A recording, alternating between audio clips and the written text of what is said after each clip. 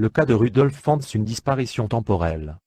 L'histoire de Rudolf Fantz, parfois appelé Rudolf Fanz, est restée pendant longtemps un mystère irrésolu, exposé comme un fait authentique, et ce depuis les années 1970.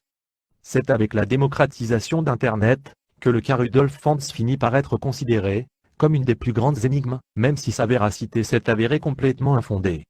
L'histoire, elle débute à New York, sur le célèbre borough de Times Square. Un soir de juin 1950, aux environs de 23h15, un homme portant des vêtements datant du XXe siècle fit son apparition au milieu de la foule. Il semblait âgé d'une trentaine d'années, et avait l'air complètement désorienté. Il tenta alors de traverser la route, mais fut heurté par une voiture, et périt. Une fois transporté à la morgue, ses affaires personnelles furent listées, une pièce de bronze démonétisée, la note pour le logement d'un cheval et l'entretien d'un chariot, situé à Lexington Avenue, une adresse inconnue dans les carnets d'adresse, $70 en billets anciens, des cartes de visite au nom de Rudolf Fantz. Avec son adresse sur la Fifth Avenue, une lettre adressée au porteur. Le cachet postal date de juin 1876.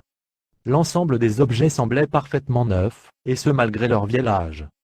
Le capitaine Hubert Riachem, alors chargé des enquêtes sur les personnes disparues à la police new-yorkaise, retrouva l'adresse sur la Fifth Avenue.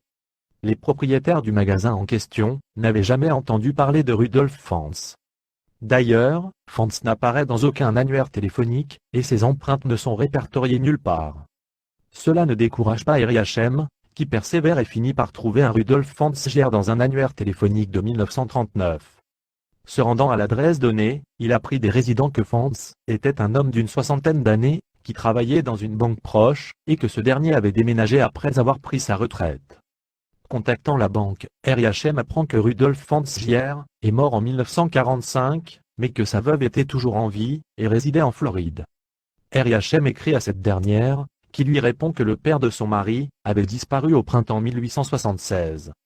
Il était parti fumer un cigare à l'extérieur, et n'était jamais revenu. Malgré tous les efforts de la famille, jamais il ne fut retrouvé.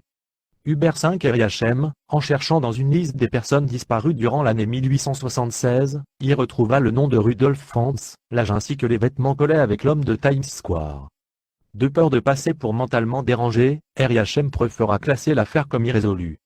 Les faits, pendant longtemps, le cas Rudolf Fantz s'était présenté comme un des mystères les plus remarquables de l'histoire, une preuve démontrant que les voyages temporels étaient une réalité.